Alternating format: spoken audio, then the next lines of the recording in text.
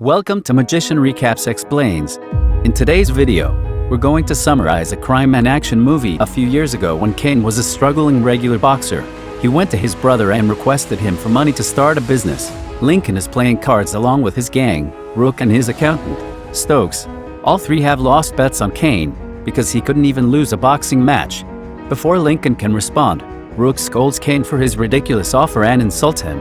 In line with Rook, Lincoln prefers not to lend the money because of Kane's bad history, but just before he moves out, Lincoln stops him and tells him that he can lend him the money if he does a job in return. With no other choice, Kane accepts the job without knowing what it is. He heads to Hyde's office and receives the required information.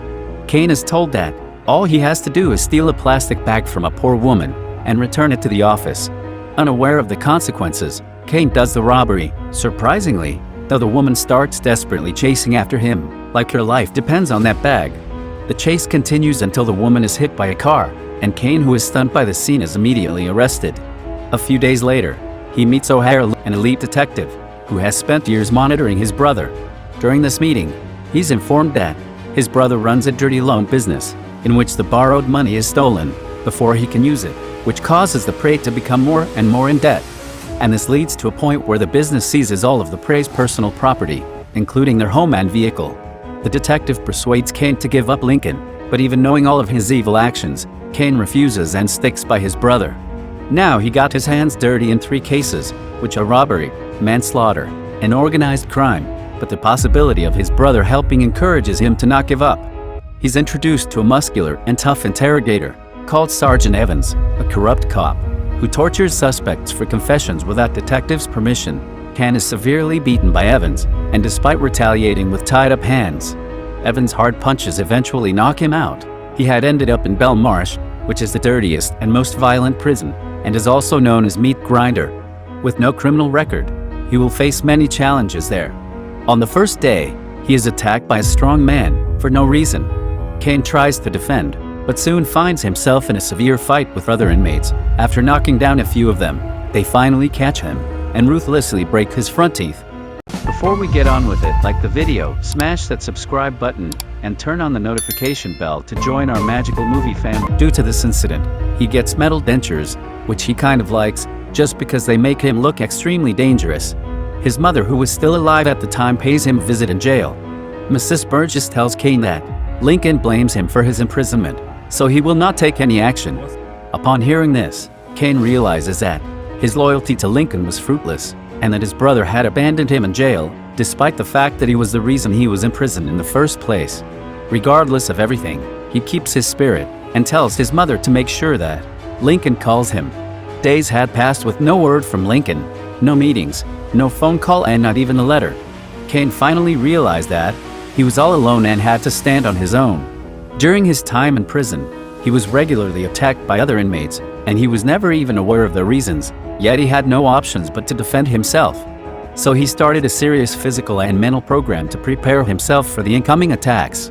On a regular day in the prison yard, he gets into a fight with 2 other prisoners. Due to his extremely difficult training program, Kane can easily knock the duo down with a few punches.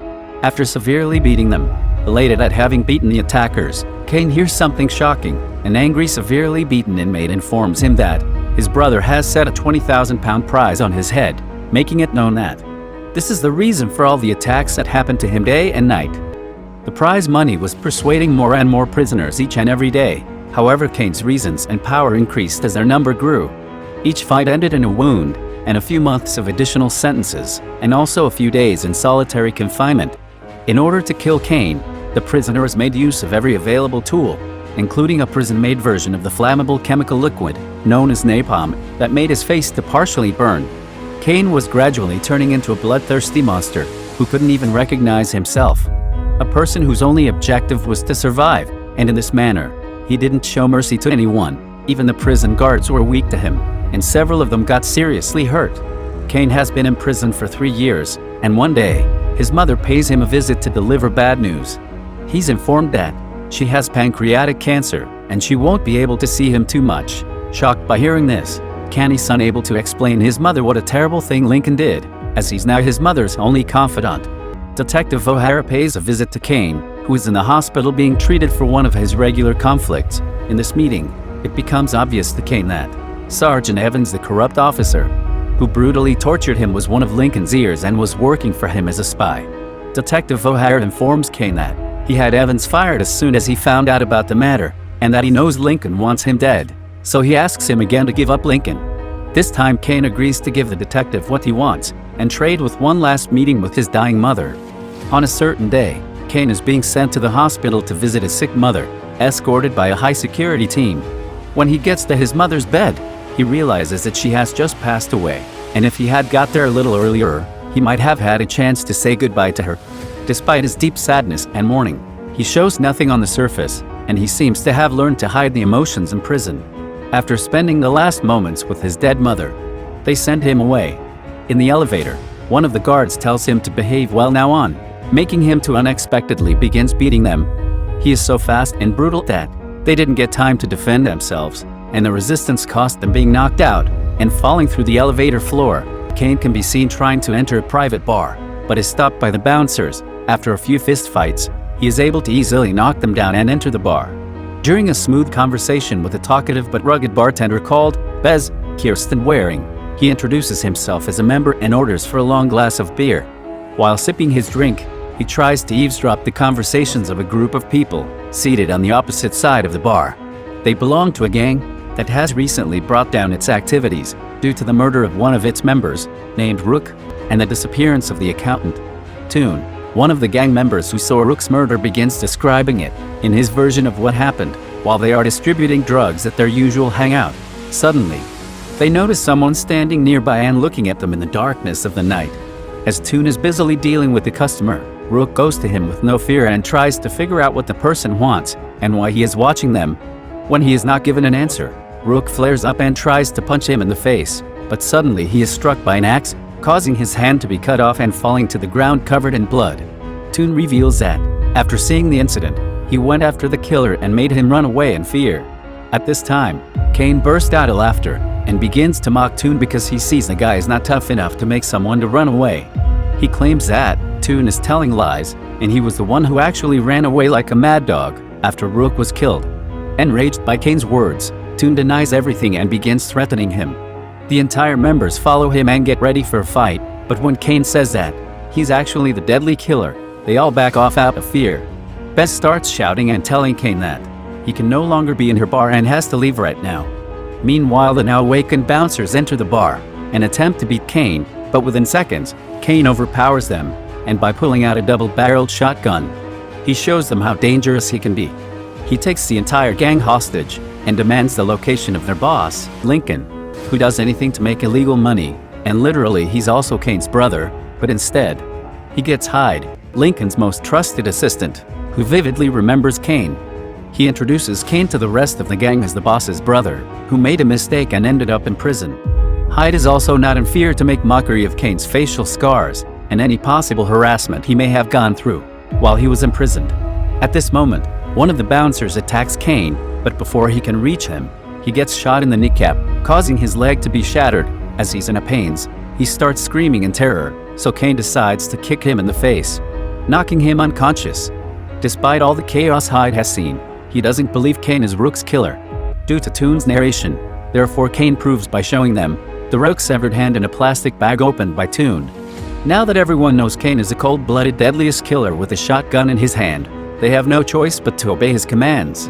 After beating Hyde, Kane put a blame on him and Lincoln for his imprisonment and orders him to call his brother and bring him there. After doing this, he doesn't mind people knowing how he became the person he is now. Two gang members insist that they have to use the washroom right away, but Kane doesn't allow them, tells them to pee at the back. Hyde is fed up of Kane's rambling stories and tries to act brave and tells him to do whatever he wants to do. So Kane gets him down on his knees and warns him that whatever he says after that will be his final words. Unknowingly, Lincoln arrives with 3 of his men, and he suddenly became surprised to see his brother, Kane, who has seen his number one enemy, becomes more hostile and disarms them, then sends them to the rest of the gang. He is almost ready to pay them back, but he demands a vivid explanation for why Lincoln wanted to kill him first. After pulling off the failed blood brother trauma, Lincoln eventually reveals that he had no choice but to do it, because one of his spies found out that Kane was planning to snitch on them. Kane, who knows about Evans, informs him that he was given false information, and instead of his own brother, he chose to trust the corrupt police officer, who is no longer able to work for him, because Kane recently passed by him at his new workplace. And after a long fight, Kane killed him with a hammer blow to the head. Impressed by his brother's intelligence and meticulous planning, Lincoln promises him a new life and a fresh start, but Kane ignores Lincoln's words and instead shoots Hyde. Brutally cracks his head, which causes him a sudden death that is more painful to witnesses. Lincoln, who still is dealing with the terrible death of his best assistant, faces the next strike from Kane. It is hard for him to believe, but only £1,500 are left in his account. Apparently, the Evans workplace was not his only stop after escaping, and he also went to Stokes. Back to the meeting day with Stokes, he tries to intimidate Kane by pulling out a shotgun, but Kane outsmarts him and takes it as a joke, and easily disarms him. In exchange for his life, Stokes agrees to give Kane whatever he wants. So he donates the entire £2.2 million in his account to the families that Lincoln's loan business has impacted. Lincoln is left with nothing but his gang. He believes Kane will be killed this night, as there are only 2 bullets left for him, and they are also 10 in number. However, Kane says that he only wants one of those bullets, and it's for Lincoln. When Lincoln sees Bez is going to attack Kane from behind, he continues the trash talk. While Kane is distracted by his brother's remarks, Bez hits him in the head with a bottle and sparks a fierce fight there. Kane hurriedly shoots one of the gangsters in the chest, but then he is immediately attacked by others, causing him to be disarmed. Unable to fight with Kane hand to hand, the gangsters begin throwing glasses and bottles at him, until Bez gives them a bag full of iron rods, hammers and knives, so they can slay him. But even these weapons are useless against Kane's unbreakable body and his fighting skills, making them to be harshly beaten one after another. As usual, Toon is scared and escape, but this time, he returns with a submachine gun and starts shooting at Kane in a funny way. None of Toon's shots hit him, and after killing one of his own gang by accident, Kane takes his gun and knocks him with his head. The remaining strong guys are able to attack Kane several times with kicks, punches and knives. However, one by one, they are slaughtered in a horrible way. One by breaking his arm and striking him hard in the head. Another one by vampire-like biting in the neck, and one by repeatedly stabbing him in the throat. At this time, only Lincoln and Kane are left with a shotgun pointed at Kane. Lincoln reveals to him that he doesn't care whether the man wanted to snitch on him or not. He had put a bounty on his head simply because he was destroying Kane's reputation among his partners. After revealing the truth, Lincoln pulls the trigger, but he is surprised to find that there are no bullets left. Kane, who is aware that the gun was empty, Lincoln lashes out at Kane, attempting to stab him with the knife that Bez gave him. A classic man-to-man night struggle ensues, and Lincoln is finally punished for his evil actions, with a stab from his brother Kane, who appears to have no desire to murder a woman, leaves the bar. At the end, we see one of Lincoln's prey surprisedly looking at his account balance, which indicates that Kane has been able to partially make up for his brother's evil doings, and aside from Kane's satisfaction, the retaliation has benefited the praise and Detective O'Hara as well. That's the end of the movie. Thanks for watching. Subscribe and turn on the notification bell for more contents like this.